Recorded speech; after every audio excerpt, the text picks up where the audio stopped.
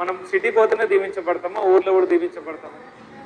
Right, right. ఇంకొక రకంగా మనం ఊర్లో ఉంటేనే దీవించబడతామా, సిటీకి పోతే కూడా దీవించబడతామా? ఎక్కడున్నా కూడా మనము దీవించబడతాం. ప్రయాణంలో ఉన్నా కూడా దేవుడు సహాయమును చేస్తాడు. హల్లెలూయా. మనం ఎక్కడ ఉన్నా దేవుడు తప్పకుండా దీవిస్తాడు. హల్లెలూయా.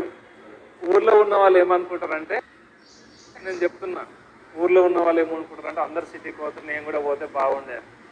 సిటీలో ఉన్న వాళ్ళు ఏమనుకుంటారంటే రోజు రోజు ఖర్చులు ఎక్కువైపోయినాయి, మేము ఊర్లో ఉంటేనే బాగుండే అని వాళ్ళు అనుకుంటారు. కానీ దేవుడు చెప్తున్న మాట ఏంటంటే మనం ఎక్కడ ఉంటే అక్కడ దీవించబడతాం. హల్లెలూయా. మనకు ఊర్లో ఉంటే ఊర్లో దీవించబడతాం. ఒకవేళ దేవుడు అవకాశం ఇచ్చి పట్టణంలో పోయినా పట్టణంలో కూడా మనము దీవించబడతాం. అసలు దేవుడు మనలో ఉన్నాడు అనండి.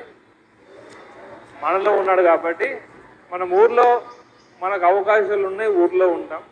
పట్టణంలో మనకు అవకాశాలు వచ్చినాయి కాబట్టి పట్టణంలో కూడా మనం వెళ్తే మనం తప్పకుండా దేవుడు మనల్ని ఆశీర్వదిస్తాడు. హల్లెలూయా.